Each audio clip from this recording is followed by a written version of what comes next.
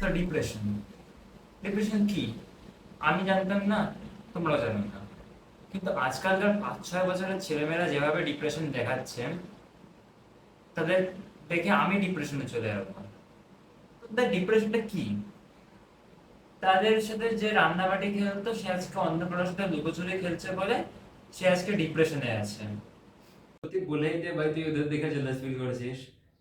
সবাই বুঝতে পারছে ভাই, কেউ মূর্খ না হতো। ভালো লাগে না এটা।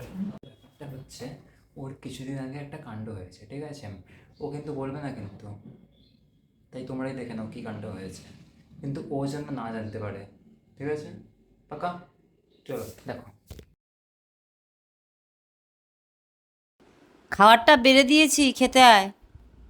এখন ভালো লাগছে না মা, তোমরা খেয়ে নাও, আমি পরে খেয়ে নেবো। পুত্তরের খিদে পাবে না কেন? নবাব পুত্তর তো আজকে বাইরে খায় না, নবাব পুত্তরের তো বাড়ির খাবার হজম হয় না। এই জন্য আমি কিচ্ছু বলতে চাই না, কিচ্ছু বলতে গেলেই তোমাদের টেরা কথা শুরু হয়ে যায়।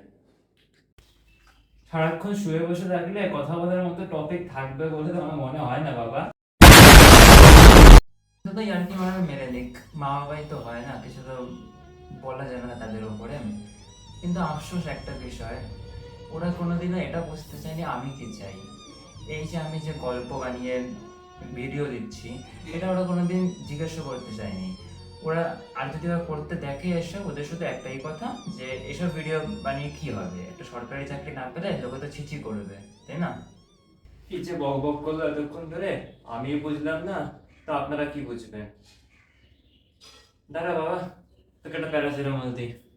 सारी उम्र मैं जो कर जा बढ़िया रहा, तेरे पीछे ये जिंदगी सरकस हो गई।